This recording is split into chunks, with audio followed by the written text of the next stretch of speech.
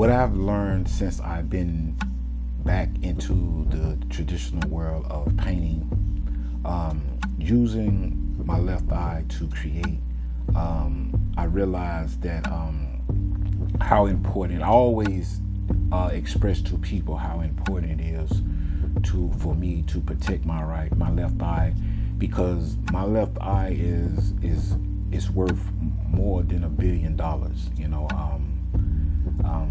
and a lot of times I used to I ain't gonna say I took it for granted, but when I was a younger kid, when I first lost my right eye, I didn't really, it was hard to grasp the reality. I tried to cover it by escaping, reality. Sometimes I even use painting and drawing and creating to kind of not think about that I have one eye, but the more I lived and the more I began to create, the more I began to understand the reality of my life. That's when I began to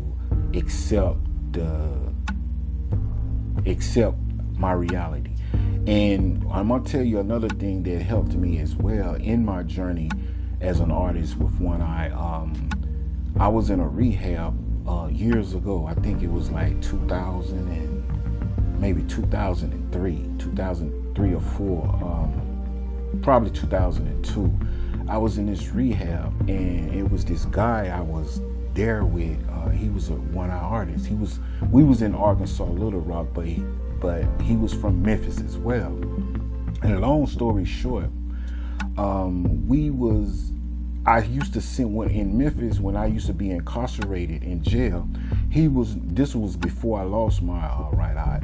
He was known in the prison system, in the jail system, as an artist who sketched and drew on postcards, and he drew for money in jail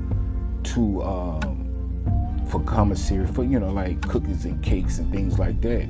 But he was a one-eye artist, and he wore a patch over his eye, and he painted and he drew. And by me being an artist, at the time I don't think I was drawing then, but I admired him because he was drawing and painting with one eye, and he was very good in it. So like I said, that was years before I met him in the rehab. And when we met in the rehab, at this stage of my life, I was much older, and I had a real drug problem at the time. And he was in there, and he had the same drug problem that I had. And I began to build a relationship with him. I began to come around him, and I asked him to teach me different techniques, show me how to draw eyes, show me how to draw hands and things like that. And he would sit there and draw and educate me on different ways to draw and create.